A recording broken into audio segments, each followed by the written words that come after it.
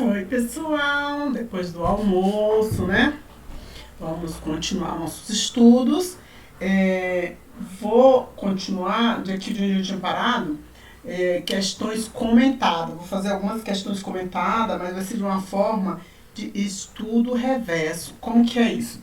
A gente vai ler aqui o enunciado e a gente vai ver qual é a resposta que a gente que está correta ou que está errada. E a gente já vai ler, então a gente já vai aprendendo sobre essa matéria, dessa forma, tá?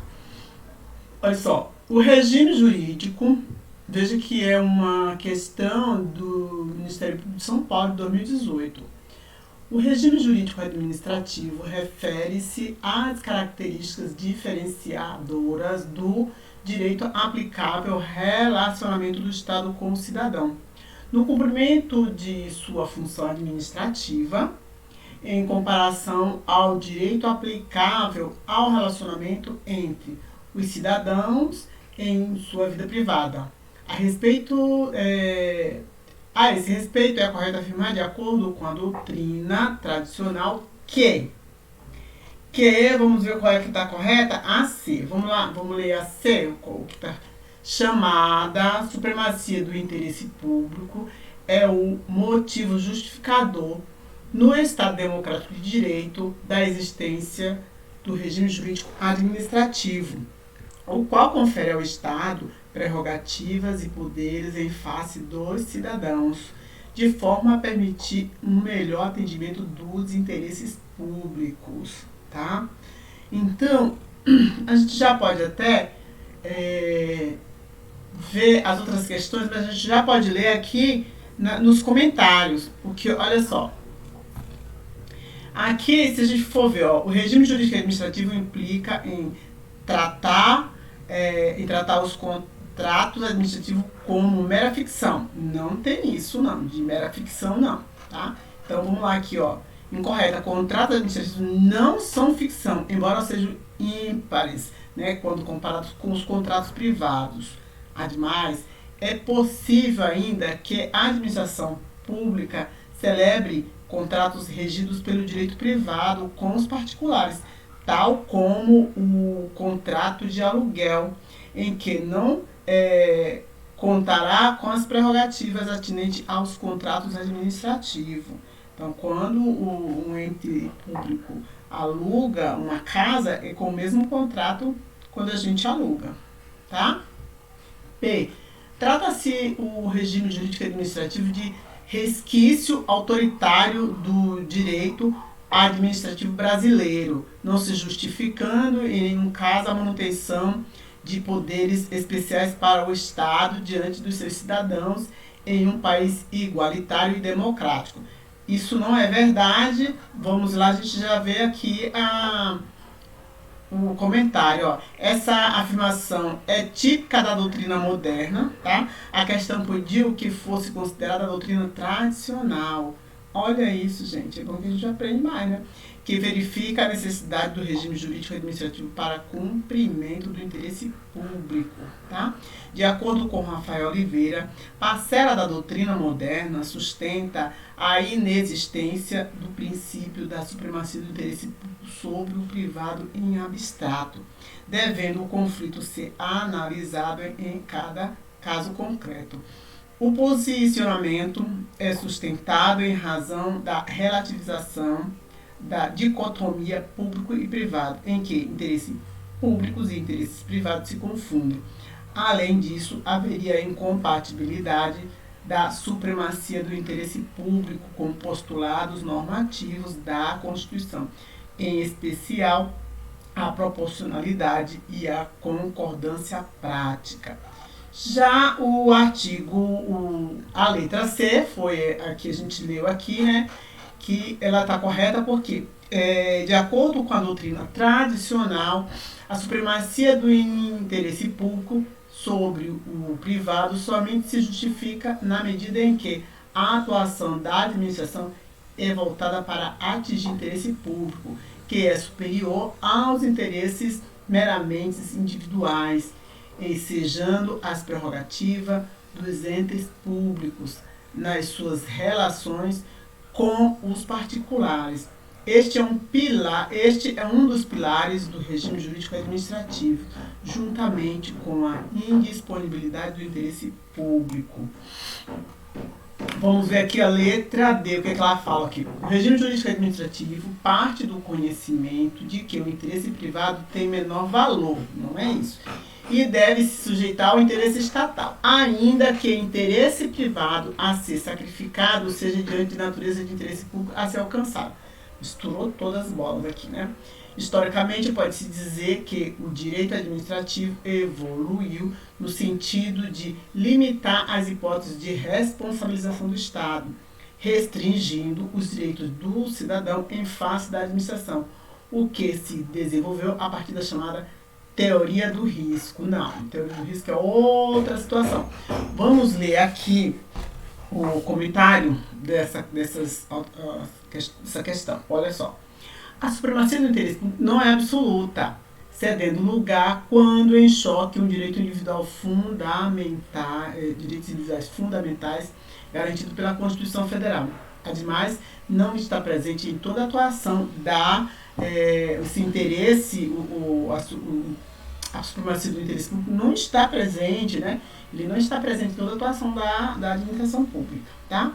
E, na verdade, a assertiva AE, né, ela está invertida. O direito administrativo evoluiu no sentido de possibilitar a responsabilidade da administração pública em seu berço nos estados totalitários. Era impossível a responsabilização do ente público sobre o brocado de quem can do not wrong. O rei não pode errar. Tudo que o rei faz pode até ser para mandar matar, mas ele está certo. E como seus agentes eram extensão da monarquia, também não podiam errar. Conforme se verá na aula de responsabilidade da administração pública, o direito administrativo evoluiu, tá? Até se considerar responsabilidade objetiva dos entes públicos, tá? Então vamos lá, vamos fazer mais uma aqui. Os institutos de direito administrativo decorrem de normas que se pautam em seus princípios, sem os quais estariam maculados em sua essência. Dessa forma, os atos administrativos do Estado são regidos por valores, se necessário, devem ser ponderados, mas não excluídos na aplicação a determinado contexto fático.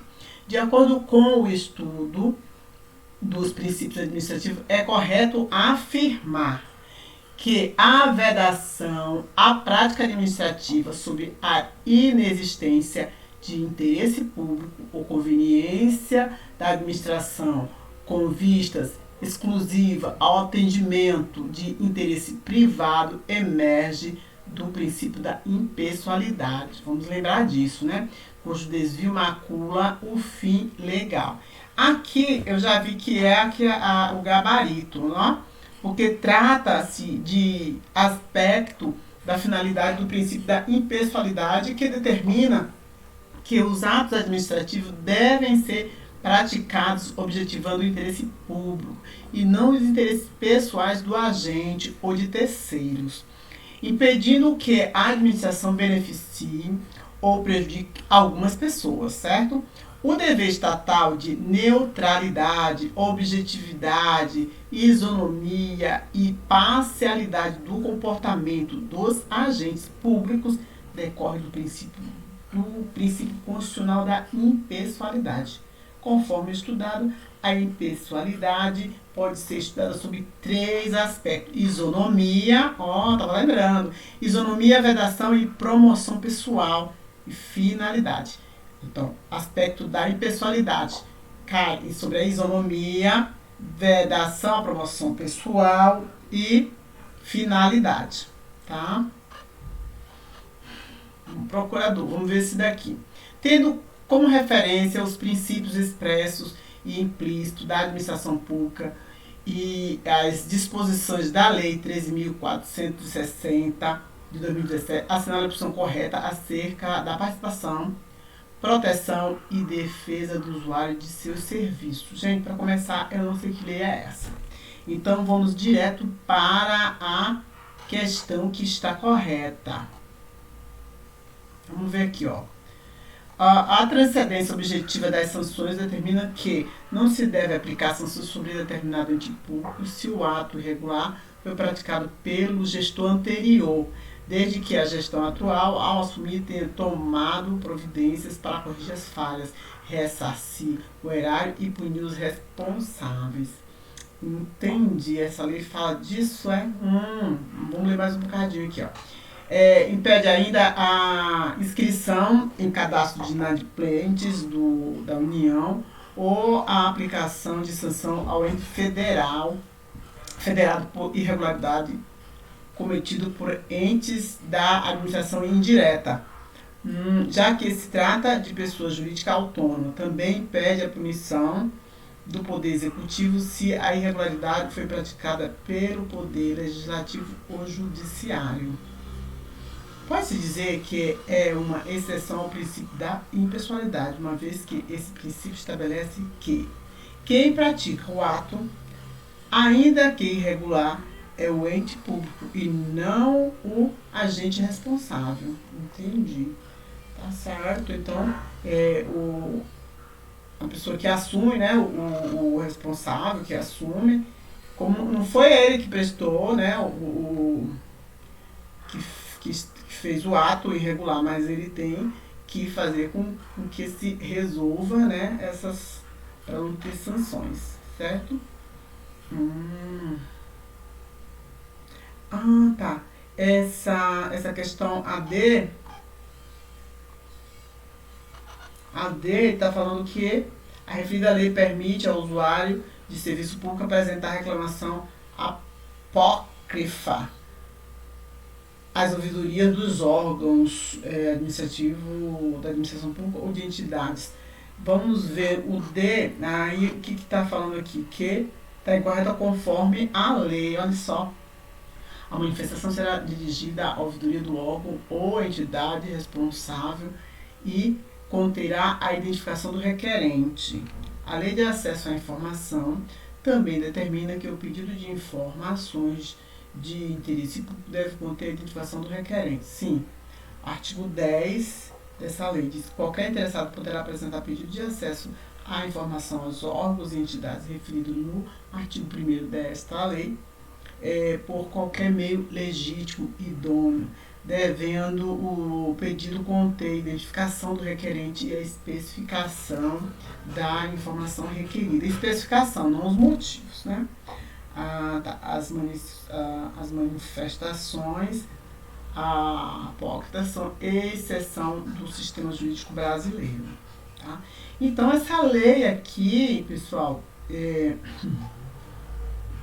precisamos então ler essa lei, né? Dependendo do concurso, a gente precisa ler essa lei, né? Aqui. Acerca dos princípios da administração pública e dos atos administrativos, tá?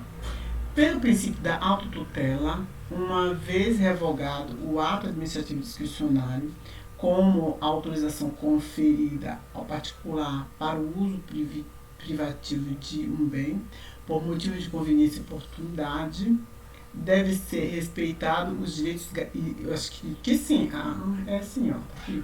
Autotutela, sim, entendi. Lembrei, aliás, né? Porque olha só o artigo 53 da Lei 9.784 de 99, dos contratos, né? Administrativo. A administração deve anular seus próprios atos com derivados de vício, de legalidade, e pode revogá-los por motivo de conveniência ou oportunidade, respeitado os direitos adquiridos, tá? A enunciado da súmula 473 do STF diz que o seguinte: a administração pode anular seus próprios atos com derivados de vício que os tornem ilegais, porque deles não se originam direitos, mas também pode revogá-los por motivo de conveniência ou oportunidade. Não quero mais, não é conveniente mais, a oportunidade agora é a gente não ter mais essa situação aqui. Agora ele tem que respeitar os direitos adquiridos e ressalvada em todos os casos a apreciação judicial. Sim, o judiciário não pode julgar o mérito, né? Mas ele pode pode apreciar se tiver alguma situação que o ato esteja irregular. Tá? Vamos ver aqui mais um a respeito dos princípios, ou mais uma questão. Então, só fala a respeito dos princípios, assinale a alternativa correta. Daí a gente lê todas as alternativas, mas nós vamos fazer o estudo reverso, nós não vamos ler, e aí a gente vai ver a questão que está correta, tá? E isso é uma forma de estudar, pessoal, assim, de repente você pega e você fala, bom, eu vou ler essa, porque na hora que a gente vai ler as incorretas, também é uma forma de você sempre buscar um erro, né, na questão, o erro é isso, o erro é aquilo, é uma forma de estudar. E uma outra forma é assim, você lê a questão e aí você pode até passar um olho nas questões que estão erradas, já tem aqui, né, já tem o comentário aqui do professor, e é bom, porque daí tem o comentário. Se de repente, mesmo que eu aqui, eu queira estudar sem antes ver a questão, fazer as provas mesmo, tipo fazer um simulado, fazer provas. Agora aqui no estudo reverso, eu posso fazer isso porque principalmente que eu acabei de ler a matéria, né?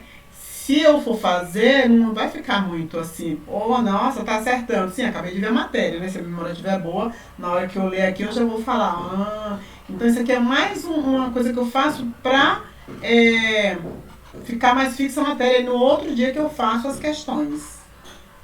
Então vamos lá, olha só.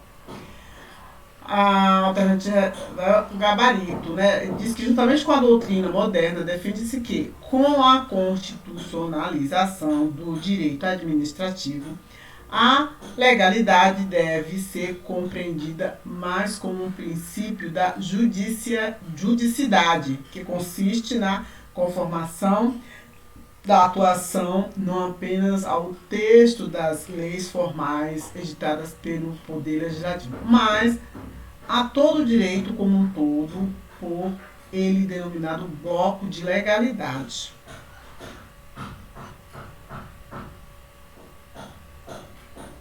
O princípio da tutela administrativa é decorrente do princípio da legalidade e a seu respeito podemos afirmar. Vamos ver qual que é a questão. A questão certa é a questão C. Vamos ver. Verificada a ilegalidade da administração pode optar pela anulação? Não, não é anulação. Ela pode revogar, conforme conveniência e oportunidade. A anulação do ato administrativo ilegal pela própria administração não depende de provocação e não gera responsabilidade administrativa perante terceiro? Gera, né? A anulação do ato administrativo que tenha produzido efeito no campo dos interesses individuais não prescinde de prévio contraditório que garanta o exercício da defesa da legitimidade do ato com aqueles que serão por ele atingidos. Essa é a questão que está correta. Porque, em todo caso, quando a administração pública pretende anular um ato inválido ou revogar um ato válido por conveniência, porque assim, a administração ela anula um ato inválido. Se o ato for inválido, ela anula. Agora, um ato válido ela pode revogar por conveniência ou oportunidade. Deve ser respeitado o direito dos interessados ao contraditório e a contraditória ampla defesa, instalando-se procedimento formal em que se dê ciência particular da intenção de anulação ou revogação e os motivos conferindo oportunidade para a manifestação. Este é o posicionamento, tá? E aí a C diz o quê? Como que é a pergunta? Afirmar, tá. Que a anulação do ato que tenha produzido defeito no campo dos interesses individuais não prescinde, aqui assim, aqui esse não prescinde aqui precisa, tá? Se for só prescinde, ela não precisa. Como tá, não prescinde, precisa de prévio. Então, aqui é só o errinho tá aqui. Que eu achei estranho, né?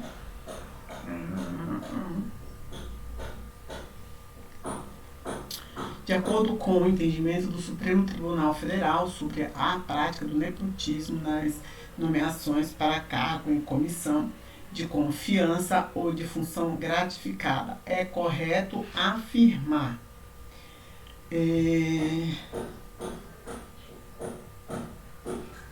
Já estou vendo aqui que a A e que a B elas são incorretas. Agora vamos ver assim. Desde que haja previsão expressa em lei estadual, tem a ver isso. Excepcionalmente é possível analisar a configuração de prática vedada de nepotismo em hipóteses que atinjam ocupante de cargos públicos, desde que em análise concreta, além do parentesco, seja verificada troca de favores ou fraude à lei. Esse daqui é interessante. Assim, para a D, né? Para a configuração da prática isso, nepotismo dos cargos administrativo e político, basta a configuração da relação de parentesco entre autoridade, nomeante ou servidor da mesma pessoa, né? Jurídica, investido no cargo de direção, chefia. E, de outro lado, o nomeador, cônjuge, companheiro, parente em linha reta, colateral, ou reta, colateral, ou profundidade, até o terceiro grau. É até o terceiro grau, gente.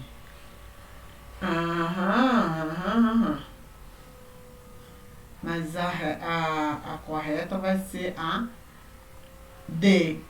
E quando eu li a D, eu achei que era ela, mas aí essa daqui, o que está errado na lei? Vamos ver. A alternativa é incorreta, porque o nepotismo não se configura quando há nomeação para cargo político. Enquanto que a D, né? Não há nepotismo quando a nomeação é destinada à ocupação de cargos políticos, como cargo de ministro ou secretário de Estado. Vi isso. Ambos esses julgados aqui, ambos do STF. Todavia, ainda que se trate de cargo político, poderá ficar caracterizado o nepotismo caso fique demonstrada a inequívoca falta de razoabilidade na nomeação por manifesta ausência de qualificação técnica ou inidoneidade moral do nomeado, ou ainda troca de favores ou fraude à lei. A troca de favores se insere na vedação designada recíproca de parentes, né, prevista na súmula 13, na súmula Vinconte 13 do STF. Isso. Mais uma questão. Assinar a opção correta, de acordo com os princípios implícitos, certo? Então, vamos ver aqui. A segurança jurídica está em conferir certa estabilidade na relação da administração com os administrados. Sim, é isso mesmo. Está correta a letra E. Eu não vi aqui, mas a gente já acabamos de ver, né, essa matéria, certo? Então, vamos ver. Os atos administrativos são o meio de atuação da administração, devendo obedecer a alguns princípios, entre eles o da publicidade e o da motivação.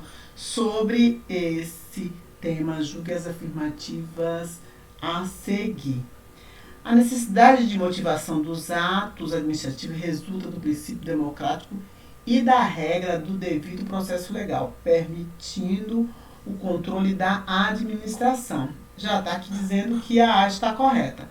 Então, as outras alternativas estão incorretas.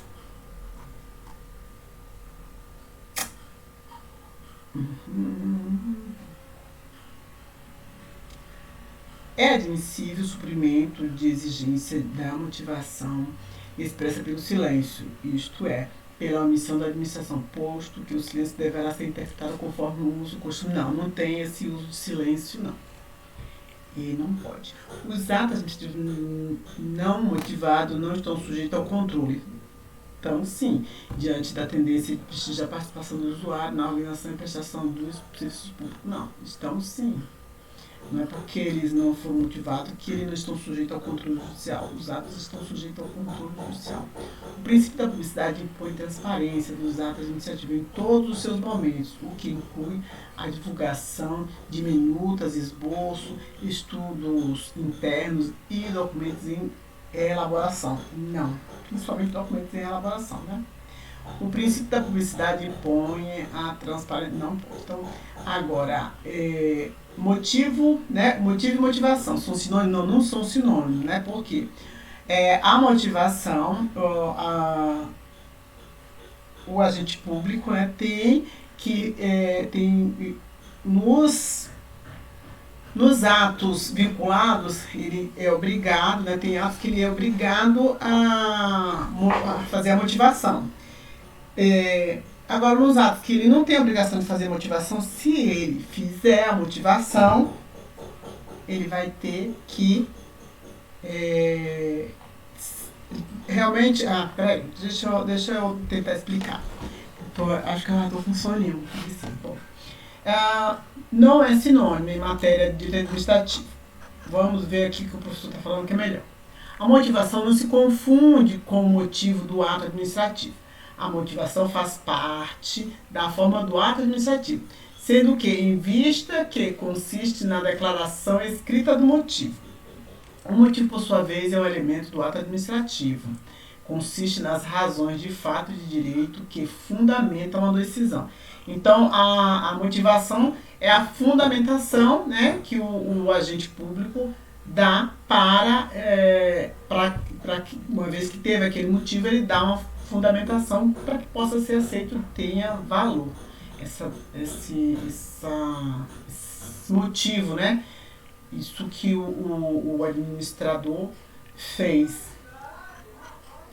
Vamos ver essa daqui. Essa daqui, conforme o regime jurídico e administrativo, apesar de assegurar a supremacia do interesse público sobre privada, a administração pública é vedada ter privilégio não conseguir. Não é vedada não. Tem privilégio sim, a administração pública, né? Ela tem prerrogativas, enseja prerrogativa e privilégios sobre particular. Então, sem muitos estudos aqui.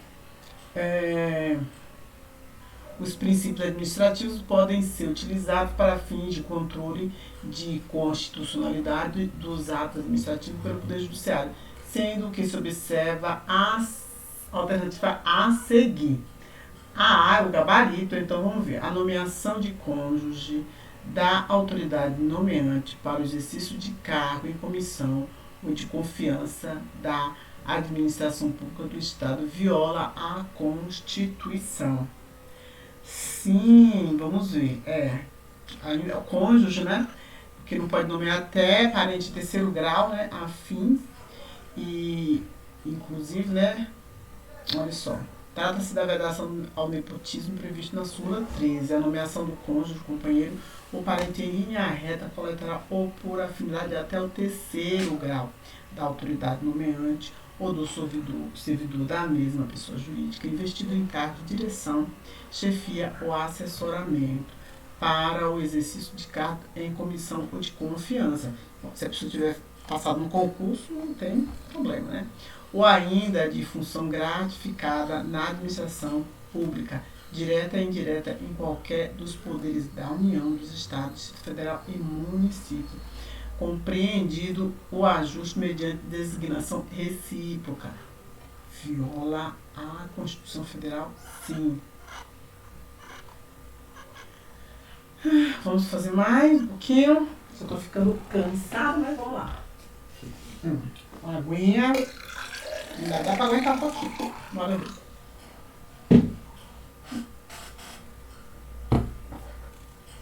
Considerando o entendimento doutrinário e jurisprudencial acerca dos princípios constitucionais e infraconstitucionais que regem a atividade administrativa, julgue o item a seguir, os itens a seguir. Vamos ver. Em obediência ao princípio da legalidade, a vedação à prática do nepotismo no âmbito da administração pública é condicionada à edição de lei formal. Não existe isso. Existe até súmula vinculante número 13, né? A publicidade é condição de eficácia dos atos administrativos, razão pela qual pode concretizar prática de ato de improbidade a desobediência ao dever de publicação de atos oficiais. Viola o princípio da isonomia a previsão de critérios discriminatórios de idade em certame de concurso público, ressalvados os casos em que a natureza das atribuições do cargo justificar. Sim. O princípio da proteção da confiança legítima não autoriza a manutenção em cargo público de servidor público empossado por força de decisão judicial de caráter provisório e posteriormente revista, ainda que tenha ocorrido mais de 5 anos da investida no cargo. Isso é verdade. Tá aqui, né, falando que o dito ficou correto, mas esse aqui também, claro. E tem pessoas que entram, né, num concurso com uma decisão provisória e aí passa assim 5, 10 anos, aí vem a decisão que realmente a pessoa não pode continuar no cargo.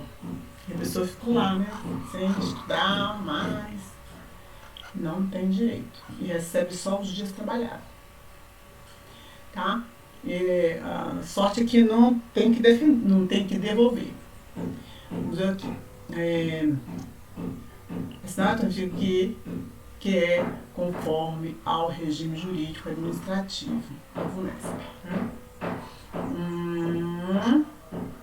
AD. É a que está correta, né?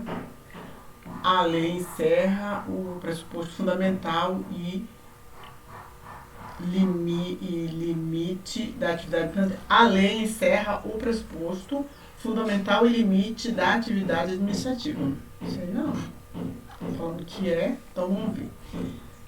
Trata-se do princípio da legalidade. Vale lembrar que a doutrina moderna defende que, com a constitucionalização do direito administrativo, a legalidade deve ser compreendida mais como princípio da juridicidade, que consiste na confirmação da atuação administrativa não apenas ao texto das leis formais editadas pelo Poder Legislativo, mas a todo o direito como um todo, por ele denominado bloco de legalidade. E aí, se tiver uma questão que tem só isso aqui, fala assim, a lei encerra o pressuposto, fundamento e limite da atividade administrativa. E aí você vai saber que é isso. Olha aí a resposta. Não, tá bom, né? Vamos ver aqui. Sobre os princípios da administração é correto. D, né? A D que está correta, D. O princípio da supremacia do interesse público não se radica em dispositivo específico da Constituição Federal, verdade. Ainda que inúmeros aludam ou impliquem manifestação concreta deles, isso é verdade. Agora vamos ver aqui. Não são oponíveis à sociedade de economia mista, haja vista que essas sociedades são regidas pelo regime de direito privado.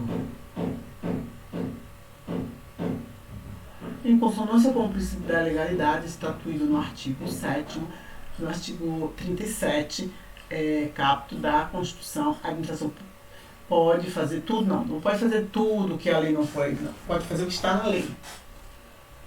A efetivação de pagamento de precatório e desobediência à ordem cronológica traduz violação ao princípio da impessoalidade? Não. À luz do que qual é vedada a atuação administrativa dissociada da moral, dos princípios éticos e de boa-fé e da legalidade.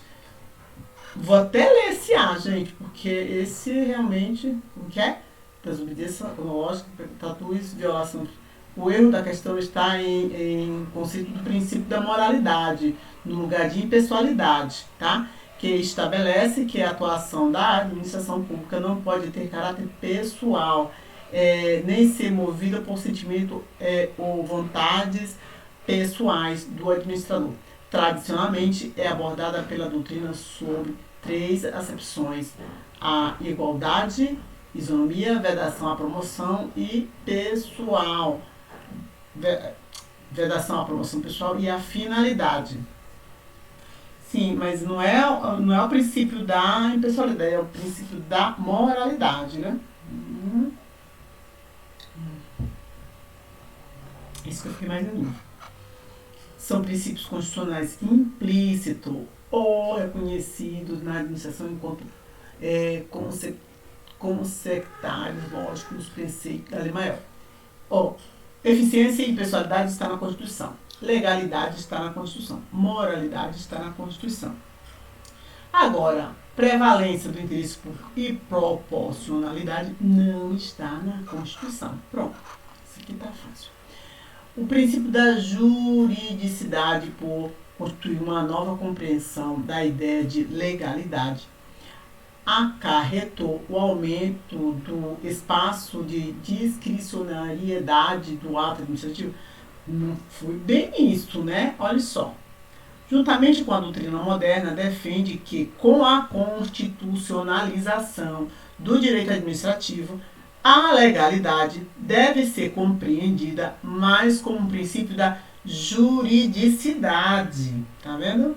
Ele não é compreendido como da legalidade, como da juridicidade, que consiste na conformação da atuação administrativa não apenas ao texto das leis editadas pelo Poder Legislativo, mas a todo o direito como um todo, por ele denominado bloco de legalidade. Tá? Com isso, reduz-se o âmbito de liberação de ação do administrador. Aqui reduz, aqui falou que aumenta, ó. Aí onde que está o erro? Certo? Então, essa questão aqui está muito grande, mas vamos ler, vamos vencer ela, vamos. Em um estado do sul do país, um servidor detentor de cargo em comissão de assessor especialista nível 3 foi desligado de suas funções em razão da notícia de cometimento de crime doloso contra a vida. O ato de exoneração foi justificado pela ocorrência desse fato. Meses após a exoneração, o ex-servidor comprovou junto à administração pública ter ocorrido um equívoco. Foi comprovado judicialmente que o crime foi cometido por terceiro, pessoa homônima ao ex-servidor. Por isso, requeriu administrativamente a nulidade do ato de exoneração e o retorno às funções e indenização por danos morais e materiais. A Procuradoria Jurídica optou pela possibilidade de deferimento do pedido de retorno ao cargo, deixando para um segundo momento a análise e solicitação de indenização. Logo, é possível afirmar que um dos fundamentos da orientação jurídica foi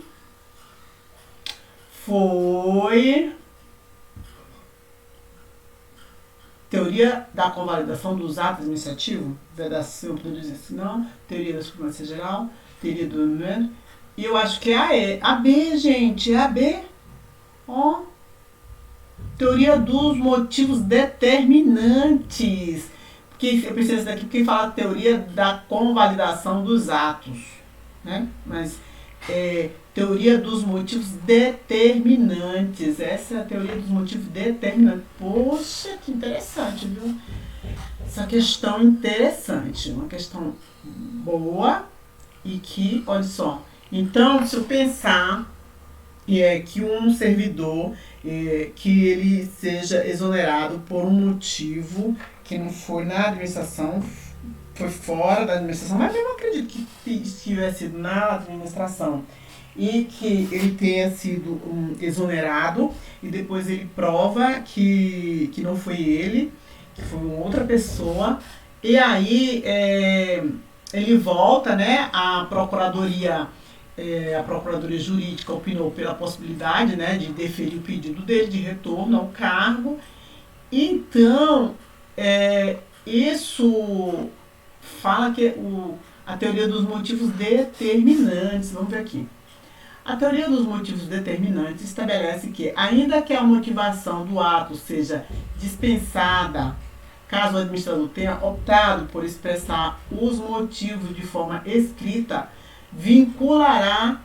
ficará vinculado aos referidos fundamentos fáticos e jurídicos indicados. Assim, no caso de dispensa de servidor ocupante de cargo público em comissão, cuja motivação é dispensada, caso o administrador opte por declarar os motivos da dispensa, esta poderá ser revertida na hipótese de se constar falsidade nos motivos.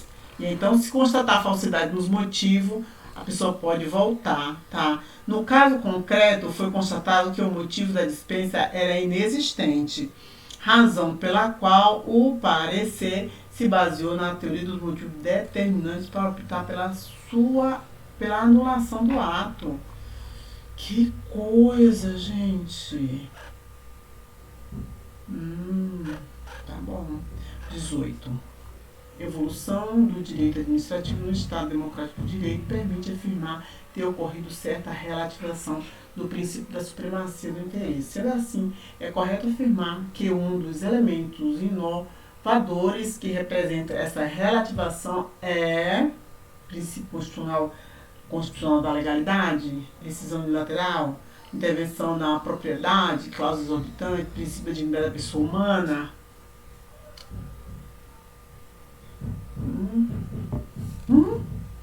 Eu fiquei na dignidade da pessoa humana, agora olhei aqui que realmente, ó. Eu fiquei que não tinha visto uma questão dessa, não. Socorro. Dignidade da pessoa humana. 19.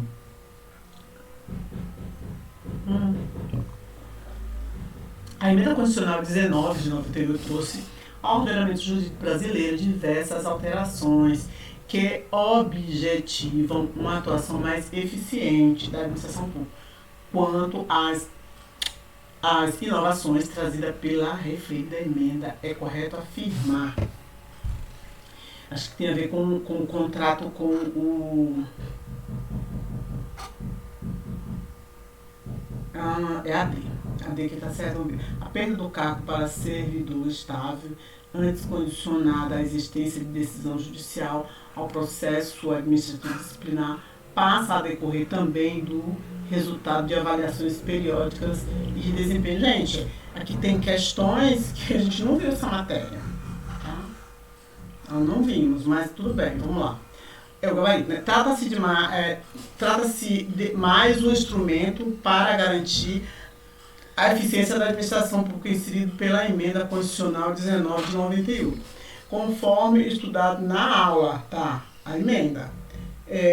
O artigo 41, parágrafo 1º, inciso 3 da Constituição, inserido pela emenda citada, previu o seguinte. É bom que a gente já pega aqui esse artigo e a gente já estuda. São estáveis após 3 anos de efetivo exercício dos servidores nomeados para cargo de provimento efetivo em virtude de concurso. O servidor público estável só perderá o cargo mediante procedimento de avaliação periódica de desempenho na forma de lei complementar, assegurando ampla defesa, tá? Entretanto, conforme visto na aula, embora se trate de importante instrumento para a eficiência, incentivando a produtividade no serviço público, a lei complementar exigida ainda não foi editada, pela razão pela qual a previsão ainda não surte efeito, pessoal.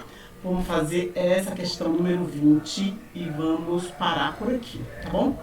Acerca das modernas correntes doutrinárias que buscam repensar o direito administrativo, Carlos Ari Sanfeld observa: embora o livro de referência de Bandeira de Mello continue saindo em edições atualizadas por volta da metade da década de 90, começou a perder aos poucos a capacidade de representar as visões do meio e de influir. Ao lado disso, teóricos mais jovens lançaram com ampla aceitação uma fonte de contestação a um dos princípios científicos que há muitos anos o autor defendia como fundamental ao direito administrativo para céticos. Bom, o princípio mencionado pelo autor aqui, que esteve sob forte debate acadêmico nos últimos anos, o princípio da supremacia do interesse público, tá? Conforme estudado na aula, as transformações do direito administrativo para se conformar e influir na atualidade têm sido objeto de bastante atenção dos doutrinadores e, recentemente, das bancas examinadoras. Uma das transformações mais relevantes consiste na reinterpretação do princípio da supremacia do interesse público sobre o interesse privado. De acordo com Rafael Oliveira, parcela da doutrina moderna sustenta a inexistência do princípio da supremacia do interesse sobre o privado em abstrato. A relativização do princípio ou sua superação, a depender do doutrinador, já se trata de um estudo ainda em construção. Já que se trata ainda de um estudo em construção, embora esteja sendo abordado pelas provas de concurso. De acordo com o autor, o conflito deve ser analisado em cada caso concreto. O posicionamento é sustentado em razão da relativização da dicotomia público-privado, em que os interesses públicos e interesses privados se confundem, como, por exemplo, na construção de uma escola em determinado bairro. Há interesse público e interesse privado dos moradores daquela região. O que não existe é o interesse individual do proprietário do imóvel a ser desapropriado. Ok. Demais, o autor elenca os seguintes argumentos. A Constituição Federal estabelece diversos direitos individuais a serem protegidos que decorrem, de forma geral, da dignidade da pessoa humana, não podendo-se afirmar a existência de uma prevalência do interesse público. Ah, sim, olha aí, interessante. Indeterminabilidade abstrata e objetiva de interesse público, contrariando a ideia de segurança jurídica. Indissociabilidade entre interesses público e privado. A promoção de interesse público resultaria na promoção de interesse privado e não individual. Interesse privado, mas não é individual. Por exemplo, na escola o interesse é privado porque tem várias pessoas, várias crianças, adultos que irão para a escola. Não é só uma pessoa, um indivíduo, né? Então não é individual. Incompatibilidade da supremacia do interesse com o postulado normativo da Constituição, em especial a proporcionalidade e concordância prática. Muito bem. Segundo as lições do autor, seria inadmissível a atuação da administração pública fundamentada de forma abstrata e genérica no interesse público, sendo necessária uma motivação clara e específica nos princípios norteadores da atividade administrativa e nos princípios fundamentais, sob pena de se validar uma atuação arbitrária e absolutista do Estado. Poxa, gostei da questão, viu? Interessante, porque realmente não pode pensar que é realmente o princípio da supremacia do interesse público pode... Não, tá, já tem uma... Não é absoluto, né? Porque tem que respeitar a dignidade da pessoa humana, muito interessante. Tá bom, pessoal? Então fizemos aqui 20 questões e aí terminamos então essa parte que nós estudamos, que é o estudo dos regimes jurídicos administrativos, tá? Que é aí o regime administrativo, ele fala sobre as regras e princípios, né? São princípios basilares da administração, aí tem, né, os basilares da supremacia do interesse público, sobre o privado, né, a indisponibilidade do interesse público, tá, e os princípios expressos na Constituição, legalidade, pessoalidade, que está também a moralidade, tem uns que estão expressos, mas expressos na Constituição, tá, da eficiência. Esses aqui estão todos expressos, mas existem os impressos também, que nós lemos lá, tá, todos os impressos, tá bom? E é isso. Então, finalizamos, fizemos 20 questões e na próxima aula nós podemos iniciar esse assunto pelo resumo, tá? A gente faz o resumo, depois eu vou mostrar para vocês como é que eu vou trazer os resumos, porque eu ponho num aplicativo que chama Partiu Revisão, tá? E aí, colocando lá, por exemplo, essa aula de hoje, eu vou colocar lá no Partiu Revisão. Aí o próprio aplicativo vai me falar quais são os dias da revisão dessa matéria, tá bom? Então, é isso, certo? Um beijo. Deixa seu like. Que mais? Deixa eu ver. Compartilha esse vídeo. Deixa um comentário, tá bom? É isso. Tchau.